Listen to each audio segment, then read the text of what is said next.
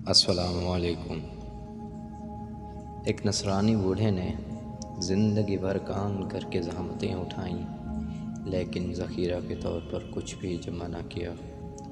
آخر میں نابینا بھی ہو گیا تھا۔ بڑھاپا و نابینائی اور مفلسی سب ایک ساتھ جمع ہو گئی تھی۔ بھیک مانگنے کے علاوہ اب اس کے لیے کوئی دوسرا راستہ نہ تھا، اس لیے وہ گلی میں ایک طرف کھڑے ہو کر بھیک مانگتا تھا۔ لوگ رحم کا برتاؤ کرتے ہوئے صدقے کے طور پر ایک ایک پیسہ اس کو دیتے تھے۔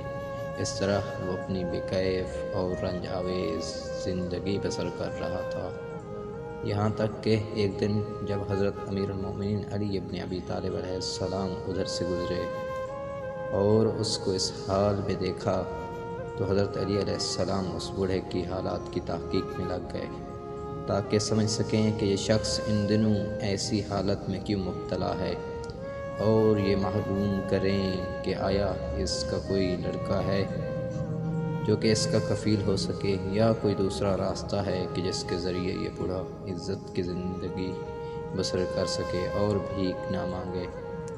بوڑھے کو پہچاننے والے آئے اور انہوں نے گواہی دی کہ یہ بوڑھا شخص نصرانی ہے، اور جب تک جوانی تھی اور آنکھ تھی کام کرتا تھا، اب جب کہ جوانی اور بینائی دونوں سے محروم ہو چکا ہے اور کوئی کام نہیں کر سکتا ہے، ساتھ ساتھ کچھ دولت بھی نہیں رکھتا، غیر اختیاری طور پر بھیک مانگتا ہے۔